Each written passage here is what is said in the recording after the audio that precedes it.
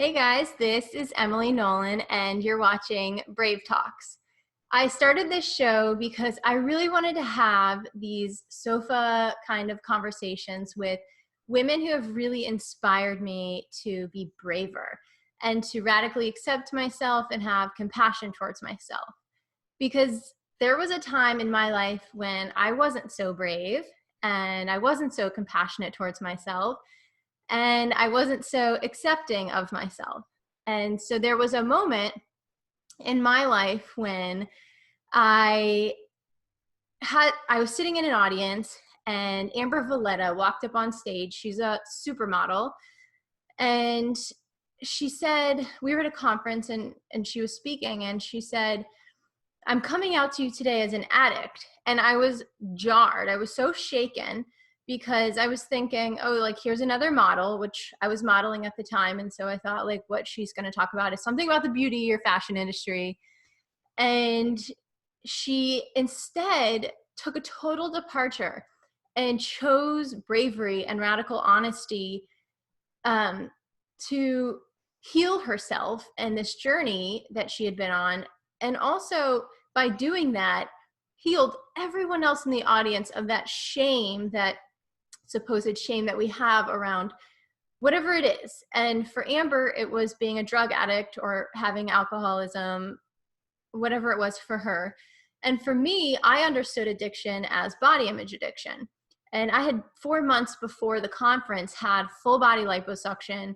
And I was on the cover of magazines talking about love your curves and just totally spewing this industry propaganda. And I just felt like such a fraud.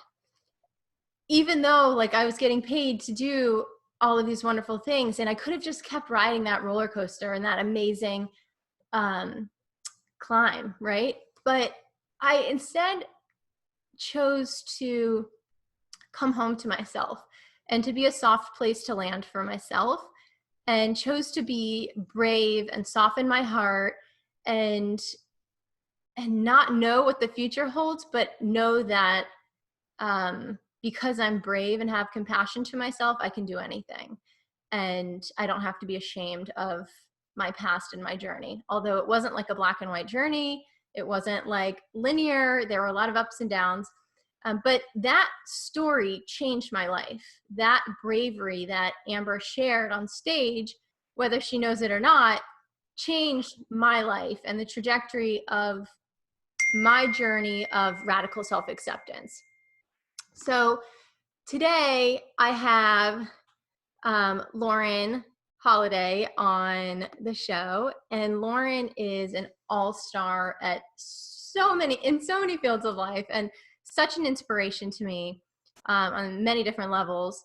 So Lauren, I'm going to have you introduce yourself first, and then we'll hop in. Hi, everyone. I'm Lauren Holiday. I am a mother to a 3-year-old named JT. We call her JT. I'm a wife to Drew, and I'm a retired professional athlete. I was a professional soccer player, and yeah, I'm on this journey. Okay, so when I was talking to my husband, Matt, last night about talking to you today, I was like, she's going to totally gloss over her soccer career, and I'm not letting you get away with that. So share it, and I'll tell, and I think it'll translate into where I'm going in the conversation. Okay.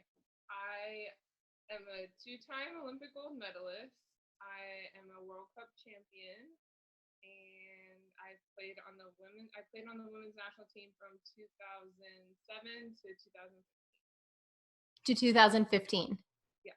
It's amazing. That's no small feat. And no. And then you got pregnant. I got pregnant after I retired. After we won the World Cup in 2015, I retired. I finished out the NWSL season, which is the professional league. I also won that. So we won the NWSL. And then I retired, and I retired in October, and I got pregnant in January. And then when you were pregnant, you had a diagnosis. Are you comfortable talking about that? Totally. Okay. I was probably 3 months pregnant, and I remember thinking like, man, it's so weird that like I have to tell myself to swallow when I'm eating food. And so I remember telling a friend, and she's a speech pathologist. What happened? Okay, hold on. Sorry. Is that JT? Hi. Hi, Angel. Hi. Say hi Hi, to cutie everybody. pie. These are her Frozen gloves. Oh, can you sing Frozen? Yeah, you can. Okay, Carrie, let me help you. Do you want to build a snowman? Ooh. Oh, sorry. No, don't be sorry. Potty We call. got the JT appearance. Yeah. So where was I? I couldn't swallow. And my friend's a speech pathologist. I told her, she's like, don't tell me that. That scares me. And I was like, pregnancy's weird. Yeah. Like my body feels weird. Everything's weird. Now I can't swallow. But then the right side of my face started to go numb. And I was like, I don't know if this is right. So I asked my doctor, my OB, she said, yeah, that's not right. So she sent me to a dentist first because she thought maybe it was like my gums or something like that. Nothing. They were like, no, you need to see a neurologist. I went to 3 different neurologists who diagnosed me with MS. It's crazy. Probable MS. They're like, most likely women who are pregnant, MS is usually when it comes out. So I went to 3 different neurologists. I didn't feel comfortable. I was still having these horrible headaches. So I ended up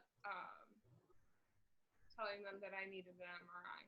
And I really feel like that was a huge thing for me to advocate for myself because they weren't going to give me the MRI.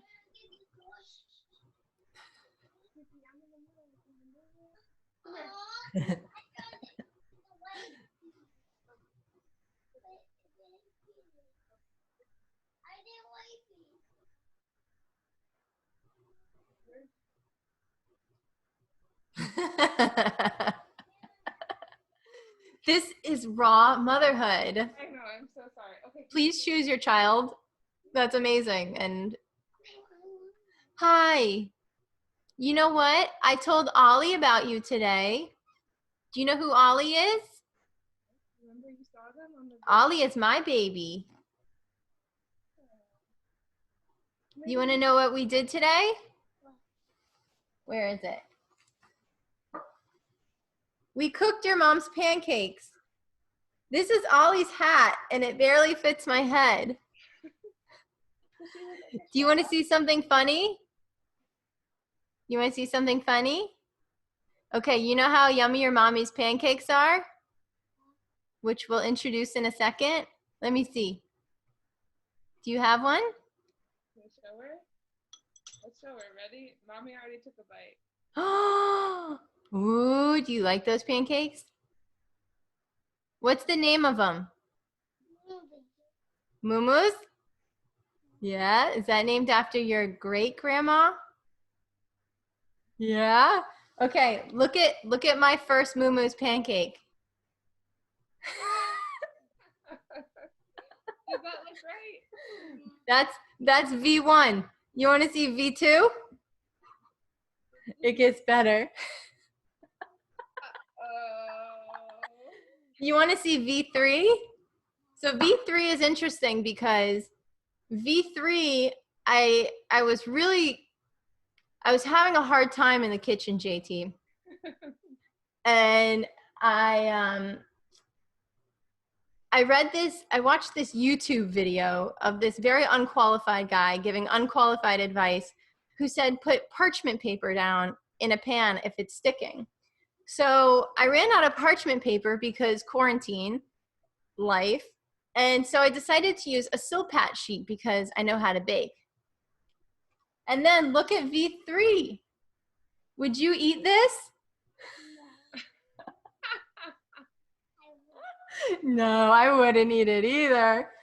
So I'm going to let your mommy eat her actually the batter was great. Her amazing pancake with you. And then we can share the recipe with everyone else who knows how to make pancakes. Does that sound good? Yeah. Okay, are you gonna go play now? But I didn't even get the wine. Okay, so okay, go get daddy, all right? Hold on. No worries.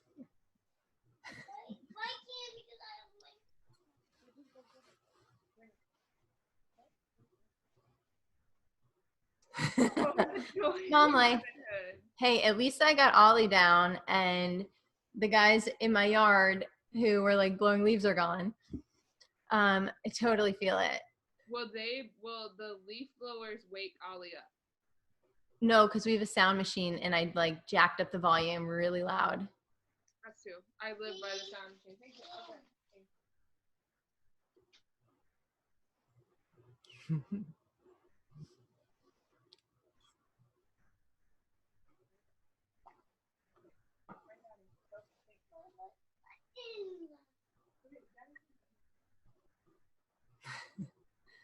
This is quarantine life. We have to do hard things, and we can do them because we're women. And we're mamas, and mamas can do anything. What moms do. Go. Oh, yeah. Thank you. You want to say bye? Say thanks for having me. Bye, Elsa. Okay, where were we? So you were saying like your face was getting numb and you were going to get second opinions and third opinions and fourth opinions. Yeah, and then one night, Drew and I were in between. We live in New Orleans, we live in California. And we had come back from one of my doctor's appointments in New Orleans. And he had left the day before I did because he had something in California the next day. But I was going to stay an extra day and pack a few things. And that night, I was woken up by a migraine. It was horrible, the worst migraine I've ever had.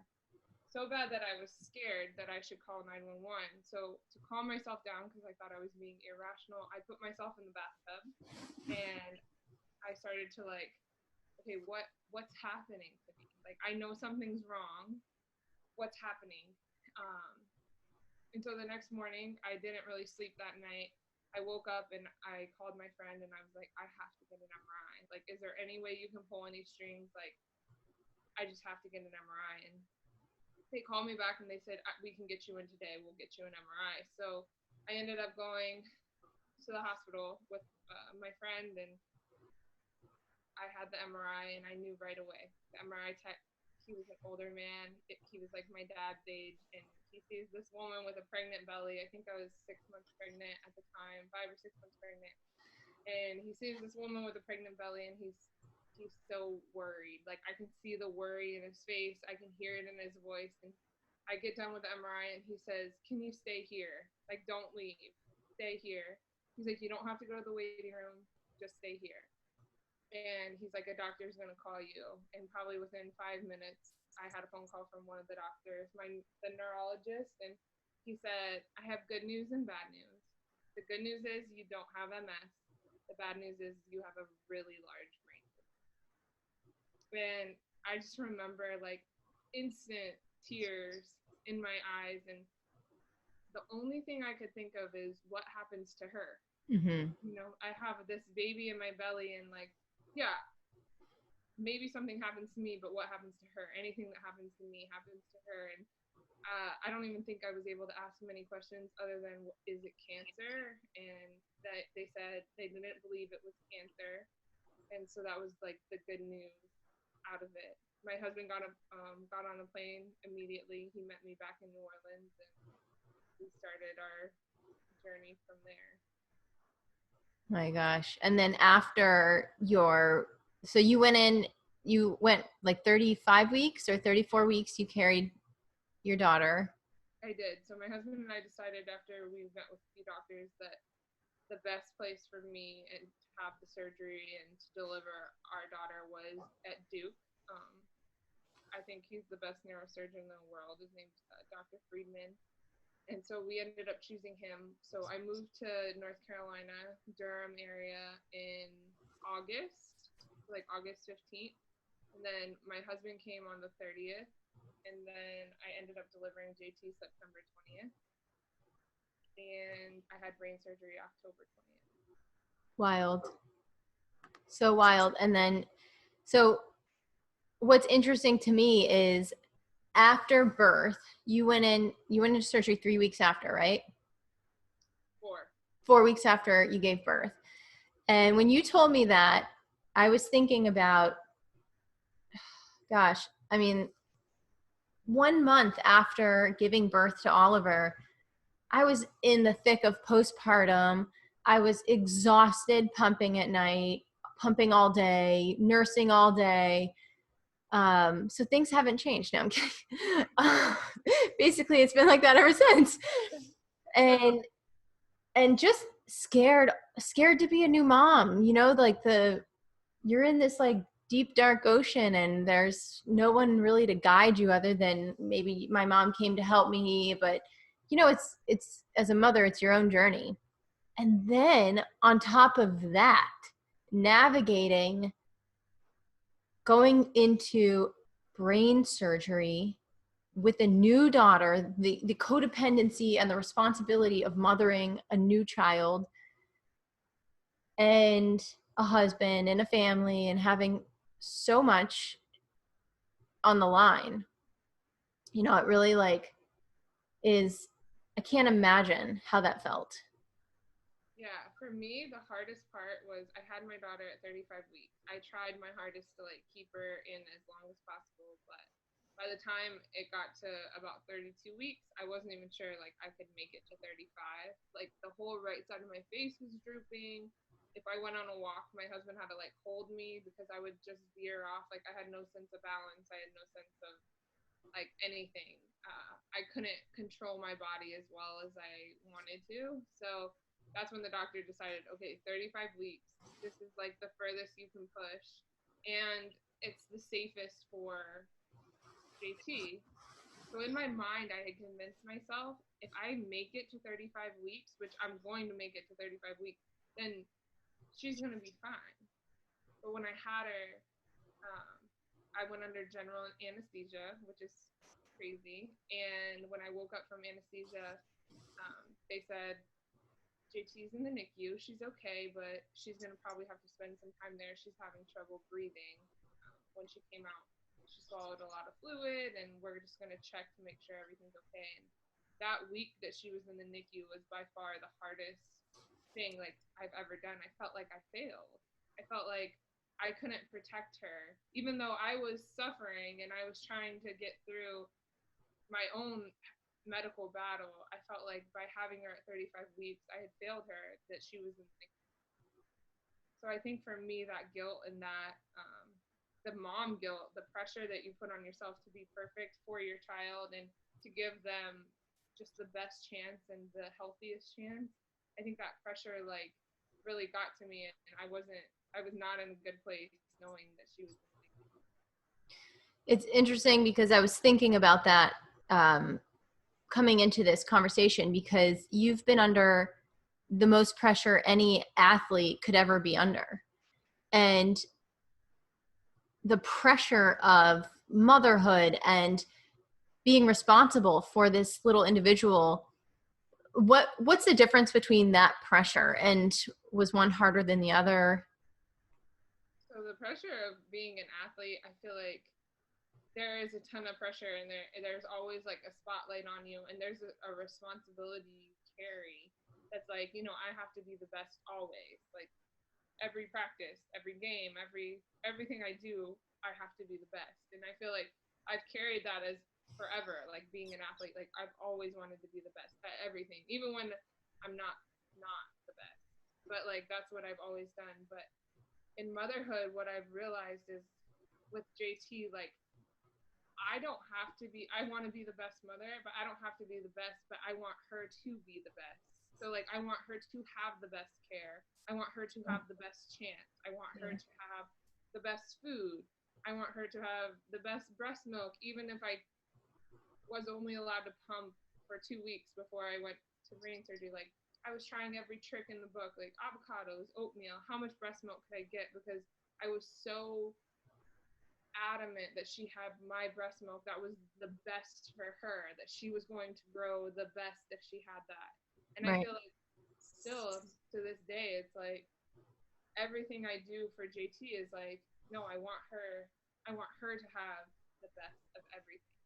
And I feel like that's the difference is, yeah, I would sacrifice for my team, don't get me wrong.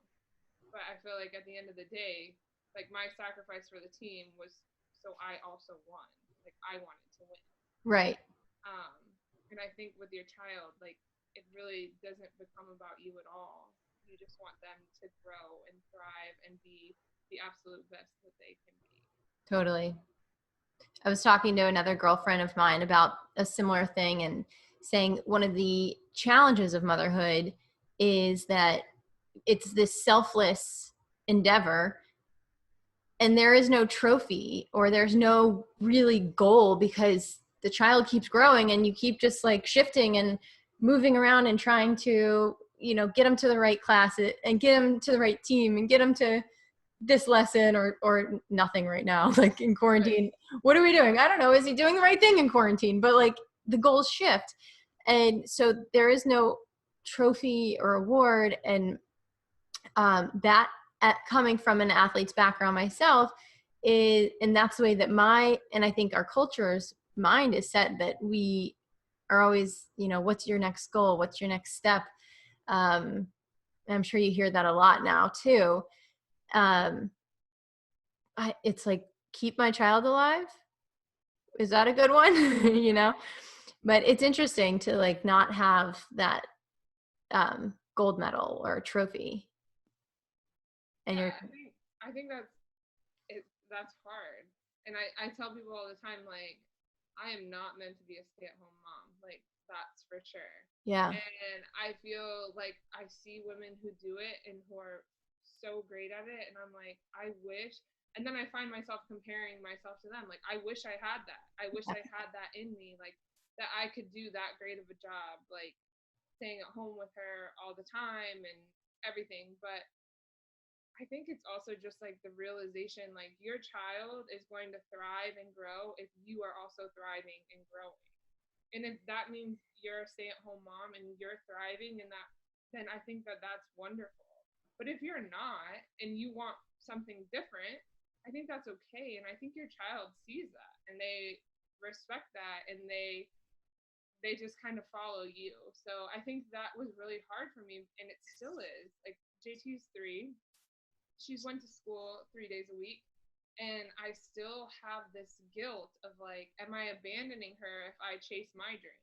Am I letting her down if I decide that I want to do something different? Or maybe I don't get to pick her up from school and drop her off to school. You know, like all of these things go through my mind, like I'm going to damage her in some way when it's like, no, your children are resilient and I have to remind myself of that. And they thrive off of you and mm-hmm. your happiness too when your really your fulfillment. And I think Yeah, that that's still a learning process for me. girl, you're preaching to the choir. I'm like, yep. Mm-hmm. So glad this is recorded. So glad. It's true. You know, I feel like for me, I can relate to what you're saying. Not every mom has to feel that way. There are certainly like all different types of parenting styles. Um, but I just feel like for a long time, I was almost a martyr and was like, I'm going to do this and this and this with Ollie. And then he's going to go here and I'm going to do this and I'm going to be a stay-at-home mom and I don't need any help. It's okay. I got it. No, like you don't have to do anything for me. I'll take care of myself. I got the dishes done. I've got the meals. I've got the laundry. I've do this. And then my girlfriend got on the phone with me and I told her this whole thing and I was like, I'm doing it. I'm doing great. Like I just have radically accepted this situation that I'm in. And I don't know, a month later, I had like had a nanny helping me out. I had like cleaning ladies 3 times a week, like the complete opposite of what I initially set out thinking I was going to do. And I realize I'm privileged to say that.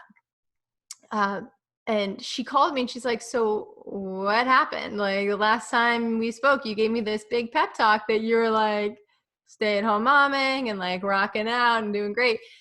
And I was like, honestly, I cracked. one day I just woke up and I walked out into this room like a complete psycho and told Matt, I'm done. That's it. Like, that's it. I'm the type of person that's like all or nothing. That's it. There's no in between. And I just stopped like momming almost. And I ran myself into the ground, and Matt was like, we need to get some help. We need to get a nanny, find someone to come in. She doesn't have to live here or anything. She just will come in and help you. She doesn't have to be proficient in 5 different languages and know like Mandarin. So like, it's cool, right? Like, she doesn't need to be constantly doing Montessori toys with him all the time and teaching him all of like the ABCs. Like, she can just play. Yeah. And, you know, like I started to do things like I just picked up random things, tennis lessons, and I went to work out with my girlfriends and started filling my cup up. And let me tell you, I was so happy. I was the happiest I'd ever been. And I felt before this journey, before choosing to get help, I felt guilty. And I felt like people were going to judge me, my family, you know, like the generations before me who military family who raised 2 children when husband was in Vietnam. And, you know, like, well, I did it. Like, why aren't you doing it? And that's like sad that Ollie like sees you away. And I'm like, no, like, it's good because if I didn't know, and this is one of the things I like to remind myself of, is this idea of unlearning what is untrue. So if I didn't know what was going on and how other moms thought, like, what would I do every day? Would I just accept the help and consider it normal? And would I like spend an hour, 2 hours, 3 hours away from my child? Like, how would I breastfeed? Would I continue on? Would I stop? How would I sleep train? How would I do all these things? Would I ask for help? And so like that whole idea of unlearning what is untrue about motherhood is so powerful, because it can be like such a journey full of judgment and guilt if you let it and allow that to be that way. Absolutely. And I think about the generations before us, and I think about even my mom. My mom's super supportive, but like, I didn't have JT latch on because I could only breastfeed for 2 weeks. And then I had a wean. I was getting on a table. I was going to have a 10-hour surgery. They're like, you can't leak. Like, it's unsanitary. We need you to be dry. So 2 weeks was like the max. And I made the decision that I didn't want her to latch on. I was just going to pump and feed because I also needed to sleep at night. So my husband needed to be able to feed her at night. And I could see, not that there was disappointment. My mom understood, but like, she was so worried about my bond with the baby. Like, she was so worried about my bond with JT. And breastfeeding was something that, like, I feel like I grieved when I realized I wasn't going to be able to breastfeed her until she was a year or 2 years or whatever. Right. That was something that was, like, hard on me. And I could see my mom, and I was like, I learned that from my mom, and not in a bad way. She breastfed us, and it was wonderful, but Right. that was what I learned. But also what I learned from the generations before us is mental health was not talked about. Right. So like, these women were doing it, and hats off to them because they're phenomenal women. Yep. But they might not have been doing it well, like mentally well. They might have kept us alive and, you know, did it, but they were sacrificing a lot of their mental health for it. And I feel like now that we know and we're aware, and mental health is an issue and talked about and not so swept under the rug, I feel like it's our job to take care of ourselves so our kids know, and we break that cycle. We unlearn that cycle of suck it up and get over it. Yeah. Sweep it under the rug. Yeah. Yeah. I feel that. I think one of my last posts on Instagram was about getting help and seeking therapy, because this whole quarantine has me so anxious about, even with all the meditations and the well-being and mindfulness, like, I still have extreme anxiety that I deal with.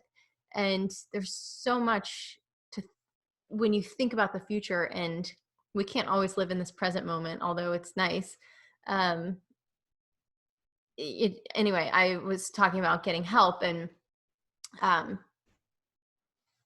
I spoke with my mom about it, and I was explaining like how I was going to pay through the HSA and blah, blah, blah, blah. And she's like, well, let me refer you to someone else, because she's an athletic director at a university, or like the associate, I don't know, one of those things.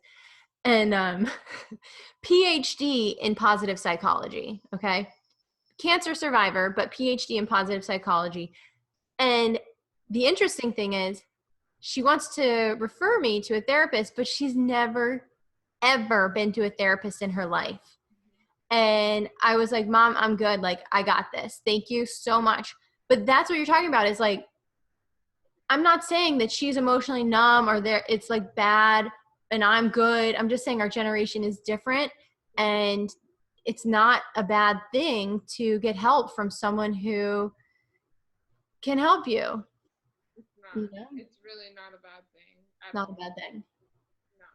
Yeah. Especially just like navigating these times even, and like you said, it's triggering for people, and the anxiety, and what if they're not in a healthy relationship or home, or they're a single mother, or they lost their job, they're struggling to figure out how to make ends meet. Like, this is a very scary time for so many people. It And is. I feel like it's okay. I feel like mental health is so important for not just your children, but just for yourself to get through the day. Yeah. Totally. Totally. So when you came out of your brain surgery, which is so crazy even saying to me, because there's so many pieces of that, and I don't want to gloss over like these important emotional moments. So feel free to stop me if you want to share. But when you came out, what were the side effects of like post surgery, and what did you have to overcome, and what are you still overcoming? So they had told me before brain surgery, it's crazy. You go, I think 2 days before. I went 2 days before because I checked into the hospital a day before. And you go 2 days before, and you literally have stations. So like I went to like cardiac. I went to every part of the body that could be affected, and they each tell you worst case scenario. So my husband's with me, and I'm hearing worst case scenario.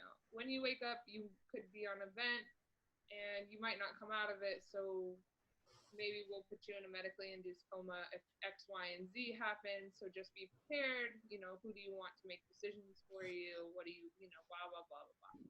So I leave the hospital thinking worst case scenario. All of these things could happen. So on the car ride home, I'm trying to tell my husband, like, if X, Y, and Z happen, he's like, what are you talking about? Right. And I'm like, did you not just sit with me through? And he said, I didn't listen to one thing that they said because I know that it's not going to happen. And I'm like, oh my gosh. Because in my mind, everything that they told me, I'm like, it's going to happen, or it might happen. It's very It's a possible. possibility. So I was trying to prep for that. So when I went into surgery, um, I was very calm. I was very at peace. I had told my surgeon, I was like, I've been praying for you. And he said, thank you. I need like all the prayers I can get. And I went into surgery totally like calm. And I remember like falling asleep, totally calm.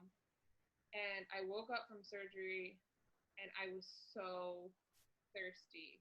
And my my husband and my sister, they still laugh at me because she said, I asked for water, and I took a drink, and I looked at them, and I had like a lisp, and I was like, it's not quenching. And they're like, they said they didn't want to laugh at me, but they're like, it was so funny. It is funny. I woke up, and they tell me they kept all my nerves intact. I had 10 out of 12 cranial nerves wrapped in my tumor. And the doctor says, great news, we kept all nerves intact, but you still have tumor in your head. So we got about 95% of it out. You still have a couple millimeters of tumor left on your brainstem, your basilar artery, things that we didn't want to touch. So you still have it. So for me, that was a letdown. Like hearing that, I thought, okay, I thought they could get it all. And then I couldn't see. I didn't have my contacts in, but they told me your eye is crossed and you're not showing any signs of hearing in your right ear. But they're like, it could come back. Your nerves are, they're all intact, so that it could, it could come back. And so waking up and just feeling like, okay, I'm alive, I was so grateful. And then it was like a slow process of like maybe on the third day I looked in the mirror and I'm like, whoa, like my eye is really actually crossed. Like it's all the way in here. Like I can't. No wonder why I can't see. They had kept a patch over it because they had said they were going to try maybe patching my eyes to see if the muscle would move back or if once the nerve started to heal. So I feel like then me not being able to hear, that was weird, but I was like, you know what, I can live with that. But those were the main side effects, and I had no balance. So when they said, before we can let you leave ICU, you have to be able to walk. I looked at my husband and I'm like, take the catheter out, I'm going to walk. And I couldn't walk. And so I had two people, a nurse and um, another person on the other side of me holding me, and I felt like I was kind of like floating on a wave. And as an athlete, I think not being able to walk was probably the hardest thing. Because in my mind, I was mentally sound. I was telling myself to walk, and I couldn't walk. I didn't have the balance. I didn't have anything. And so it took about, I would say, for me to walk fully on my own, comfortably, not like everyone was trying to like, I would say it took 2 like full weeks for me to feel comfortable walking. You were in the hospital for 2 weeks? So actually I was only in the hospital 2 days. Okay. They were like amazing. Who'd you pay off? I didn't. I just did everything. I was like, dang it, take out this catheter. I'm walking. So, crawling. Yeah. And so they ended up letting me leave. I took no pain meds. I didn't have any pain. That's the crazy thing about the brain. You don't have pain. Like the pain receptors in the brain, the nerves. So it's not painful. I was on a ton of steroids, so I was super puffy. Yeah. I was like, to shrink, there was swelling obviously from surgery in my brain. I was like to shrink it back down. So I would say the steroids were probably the hard part because I was very angry. Like roid rage is real, y'all. I did not know that. Is real. I was taking steroids, so I was like very just like upset. But after I could walk, I would say like the next thing was the right side of my face and my right eye was crossed, and the right side of my face, it didn't work. So when you noticed like your eye was crossed, let's say 3 days after or whatever, and you lost your hearing, you said you were grateful when you woke up from surgery, but was there a point where it hit you and you're like, I don't really like this, or I can't accept this, or like, did you ever fall into depression? I don't think I ever fell into depression. I'll touch on that too. There was a moment, and I think it was probably like maybe a week after surgery. My husband was walking me, so like he would hold on to me and we would try to walk. Like first it was like to the end of the driveway, and then second it was like halfway, around the little cul-de-sac we were in, just until I could build up to being able to walk a little bit more. And I remember we walked outside and I was so concerned about how everyone else felt. Like my parents, I know it was stressful for them, my sister, my brother, like everybody that had been around me, Drew. So like I felt like I was trying to be strong, and we walked outside to walk to the end of the driveway, and I just looked at him and I was like, I'm never going to look the same. Like I'm never going to be the same. Like, and he's like, at this point he was like, no, like it could come back, and they said like all of these things, but I remember feeling at that moment like I'm never going to be who I was. I'm never going to feel the same way about who I was. And I didn't like feel good. I didn't feel good about the way that I looked. I didn't feel good. I was grateful to be alive, but it was like also very upsetting that it felt like, I looked scary when I looked in the mirror. Yeah. Well, you don't look scary to me. You look beautiful. It's interesting. I'm going to totally botch this, but someone once told me if you thought about yourself as much as other people think about you, like the way you look, you would never think about yourself because nobody cares about the way you look. Nobody cares. Yeah. So I was like, true story. Right. Um, did motherhood change your, do you think, I know it all kind of like it came together at the same time, but do you think motherhood made you accept the adversity and the challenge of your hearing loss and your eye and just like recovery? Do you think that like acceptance of being a mom helped, or do you like, I don't know, what was that journey like for you? I remember I wrote a letter to JT right after I had brain surgery, maybe it was a month or so after. And I wanted her to know like how I felt in that moment. And I remember writing that she saved my life. And I truly think like she did save my life because it didn't matter. Like I knew that I had a cross eye and I knew that I was deaf in my right ear, but I was alive and I was going to be able to be there for her. So like my perspective changed on, even though it was hard, don't get me wrong, like I still struggle, like I don't like to take pictures because I'm like my eye looks funny, certain things like are still like triggers for me to feel like, yeah, I feel less than, or I don't feel very good about that. But it was she gave me so much strength to be able to say, well, I'm still going to be able to run, walk, play, be with you. Whereas I wasn't sure before I had surgery. There were so many unknowns.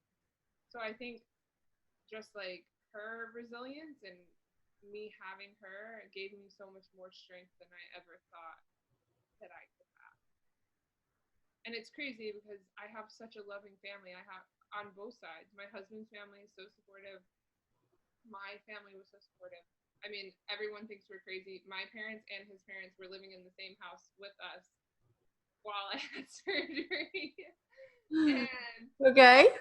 that's just how like everyone wanted to be there. They wanted to support us. They wanted to help us. And I feel like we're so lucky to have that. Yeah. But none of that was enough to pull me out of, and that's why I don't think I was ever depressed, because none of it was enough to like bring me down. I wanted to be the best for JT. And I think that's part of my personality too, is like that striving to just be better and to be the best. And I'm like, okay, well, I'm deaf and I have a cross eye, but like, now how do I get better from here? How do I run again? How do I work out again? How do I show her that like, I'm here for her and I can do it? It's amazing. Do you think that going through this journey has changed the way it changed your leadership style or your parenting style? And maybe like there's something that you really want to drive home with your daughter and like teach her about in terms of like accepting yourself or like rising against adversity and challenge and how to overcome these really hard things and teaching her how to do hard things?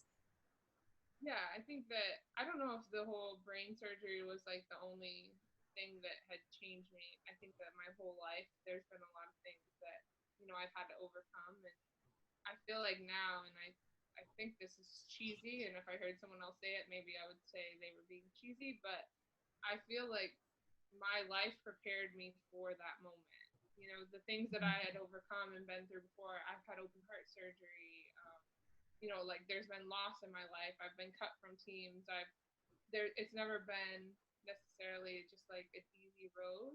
But Yeah. I think everything that I went through prepared me for that moment. And as hard as it was, now that I'm like through it and I'm past it, I feel like I'm going to teach JT, like, I think the most important thing is like to be kind to people and to be kind to yourself.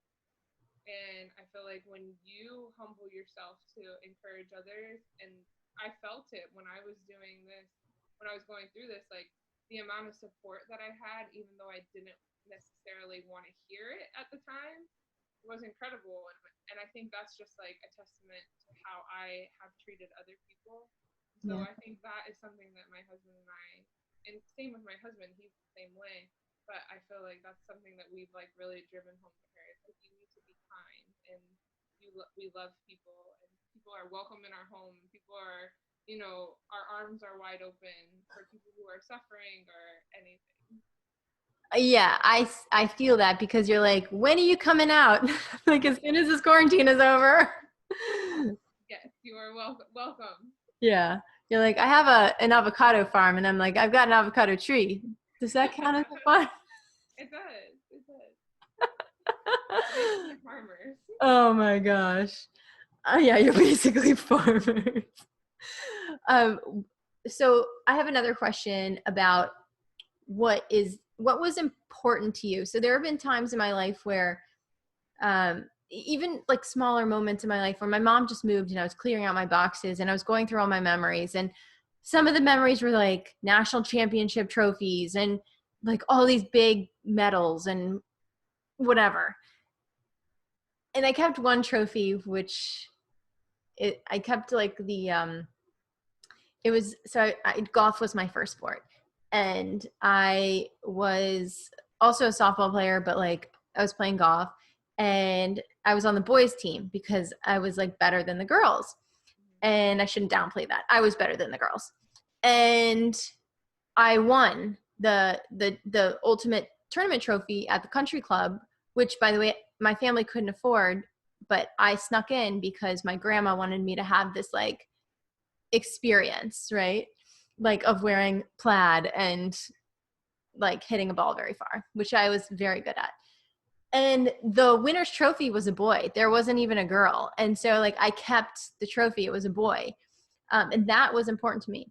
But I'm wondering, and all the other trophies, like the national championships and stuff, like to me, it just like took up space and it lost the the importance to me. I didn't have so much now, like in my life. I'm like, wow, becoming a mom has really changed what I believe to be important. So I'm wondering, like, as a mom, as a survivor of, it wasn't cancer, but a massive brain tumor, and as a gold medal Olympian 2 times over, World Cup champion, like, what was important to you like going through the surgery moments and then now as a mom? Has it changed?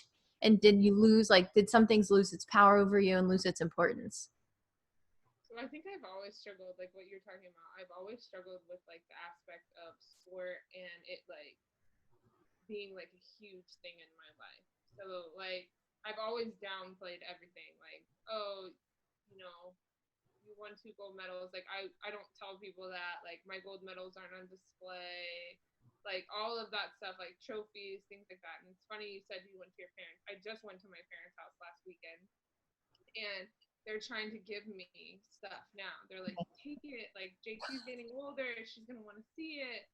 And they're trying to give me stuff, and I'm like, no, I don't want that. I don't want that. I don't want that. You guys keep it. I don't want that.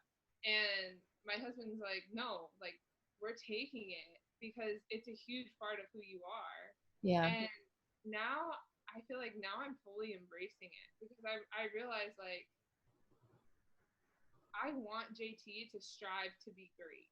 I don't care what she does. I don't care if she plays a sport ever in her life, but I want her to strive to be great. And I think that part of me I've always strived to be great at anything that I do. And so sharing with her that, mommy won a gold medal, mommy played on TV, they've been replaying women's national team games. She's seen me on TV. Like there's a part of that like I see in her lights up. I see it when she watches her dad play in the NBA. Like, so I think that now she's 3 years old and I'm just now embracing like it's okay for me to show her what I did, because also like I want her to see like girls can do that and girls can be that and girls can be on TV like daddy and girls can play basketball like daddy, girls can play soccer. Like there's so many things. So I feel like this is like a new revelation for me that I'm just starting to embrace that, hey, and I'm so happy that you said no, I was really good at golf. And I Yeah. feel like for me, I would be like, yeah, I was okay or whatever, but like I was a really good soccer player, and like Yeah, you were. That's perfect. I mean, I just feel like um, becoming a mom and just having like perspective on life. For me, I feel like I've had several different chances at life and chapters of life. So there was like the young version of me, then there was like the pretty version of me that like strived so hard to be accepted and went through eating disorders and body dysmorphia and then plastic surgery, and then there was the brave version of me, and then I became a mom. And like when I became a mom, for like I would say up until now, and I'm still going through these challenging moments of like learning what you were saying about like your past life. Like I really don't feel like the same person. I don't feel like the girl that was on the cover of the magazines. I don't feel like I did that. It's almost as if giving birth was a rebirth to myself. And I had Bambi legs, and I'm still learning. I'm a toddler. I'm in the toddler phase of motherhood. And so I'm learning what's important to me now. And it's a beautiful thing, and it's a tragic thing because there's so much beauty in my past and challenges. Um, but, like I'm learning, and the beauty is like there can be like it's unlimited. What's important to me, I can recreate myself, and I don't have to at the same time. I don't know. So anyway, that made me think of that. Yeah, no, I think that's cool. And I think that we are always recreating ourselves because who I am now is not who I was when I played. I'm still as competitive though, but it's just a different outlet. I feel like there's so much of us that does change, but there's still that part of us that is like just innately who we are that has stayed the same. And I feel like I think about my story and I think about open heart surgery when I was 3, and then brain surgery when I'm 29 and pregnant, and I just see, like you said, the resiliency and the things that like we go back to as our core. Yeah. And I think like that to me is like the most important part to teach JT is like this is who I am at my core, and that's what I want her to know too is like who is JT at her core? Like is she kind? Is she this? Is she that? And I think that that's really what I try to instill in her because she's not always kind, but They're she's learning. yeah. Same with Ollie. Yeah. So if you had to give hope to someone who is going through a challenging time, either physically or just mentally, what would you say to them that like helped you get through your hard times, and how would you cheer them on? The one thing that I repeated to myself for the whole time that I had a brain tumor is, and after when I was recovering, I used to say to myself, there may be pain in the night, but joy comes in the morning. And I remember like writing it down over and over again. And anytime that I got a headache or I felt scared or something happened, I would repeat that to myself. There may be pain in the night, but joy comes in the morning. And I remember waking up and thinking joy didn't come today. Like I didn't feel better. I wasn't a different person. But I would just tell them that joy does come in the morning. Like you just have to keep going. And I've heard someone tell me before, when you're going through hell, keep going. Mm-hmm. Like you don't want to stop there. Yeah. And I think that is such an important part of my journey too. Like there are still days when like I wake up, I don't feel like great about myself, or you see your eye or my whatever. I see the flaws in me, but like I just think, you know what, you just got to keep going. And I think that the resiliency and the power and keeping your chin up and keeping going, you can have bad days, you can have bad weeks, and you can have bad months, but if you know that you just keep going, I think you can get through anything. That's what I tell myself every day during quarantine. Amen. I'm hitting that point too. I am. I'm like, oh, another Elmo. There is pain in the day all day. Where is the joy Lauren is talking about? Yes. Moana, one more time. It comes Frozen. over and over. Uh-huh. I tried to get Ollie into Frozen, but no victory there. No. No victory. Okay, so tell us about these pancakes. Okay. So growing up, my mom's mom, we call her Mummu, and that's Finnish for grandma. My mom is Finnish. My grandma's from Finland and barely spoke English, but they are a thin crepe-like pancake. Oh, they're thin, crepe-like. That's this is the correct version. And they're super easy, but this is something my mom would make us all the time. So if we were like running to school, she would put butter and cinnamon sugar on them and roll them up, and we would just eat them outside. Or she would put peanut butter on them, or she would put fruit in the middle. And I don't know if you've ever heard of lingonberry jam. Yes. So lingonberries, that's like very popular in Finland also. We had lots of lingonberry. So like you put jam on them, however you wanted to eat them, pretty much is how we ate them. But growing up, they were just like a staple in our lives. And so my mom made them for my daughter, who now will not eat any other type of pancake. It's pancake. And so I would say that I make them often when she asks. And they're super easy. They're probably not healthy at all. Super easy. Question mark. They're half cup of flour, half cup of sugar, 1 cup of milk, and 1 egg, and a splash of vanilla. Yeah. And how did your pancakes turn out? So I'll tell you where I messed up. It wasn't even my fault because I'm error free. Right. It was the pan's fault, and because of quarantine life, our nonstick spray is gone, and we have these pans. So when we did our house up, I got this induction stove, and it requires these magnetic pans, and the pans are a nightmare to cook things like pancakes on. And what's funny is, like, the viewers and listeners don't know this, but during the process of cooking, I kept sending Lauren these videos of things like this and crepe-like pancakes stuck to the pan.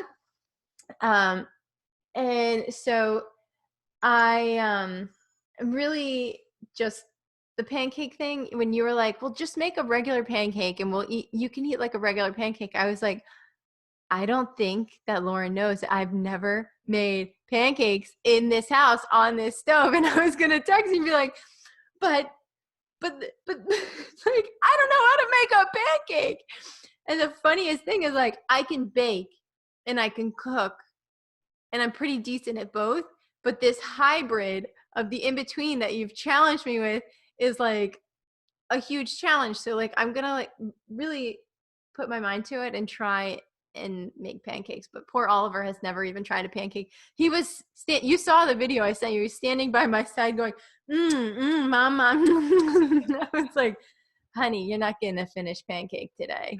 It's not happening. But I did serve him some of the I actually served him version 1, which is like kind of like a oatmeal blob. And he loved it. He loved the oatmeal blob. So there's hope. There's hope. You can give hope, and I can give hope. So we'll wrap it up, and I just wanted everyone to hear your story and draw some hope from your journey, your amazing, incredibly brave journey. Thank you so much for just being vulnerable and sharing so openly with all of us. And you know, we're cheering you on as much as you're cheering everyone else on. Yeah, thank you. And I will include Mummu's pancakes recipe in my newsletter this weekend. You can sign up for it on emilynolan.com. And I have a cute little like recipe card, Lauren. It's so cute. Except it only works on nonstick pans because you don't want like this going on in your house. So thank you so much. And I also have a private Facebook group if anyone wants to continue the conversation and share your brave story. The group name is Brave Talks. And so you can join the group and we can continue our Brave talks in there. I'll see you next week. Thank you so much, Lauren. I love you. Mwah. I'm just so proud of you and I really appreciate all your bravery. Thank you. All right. Take care.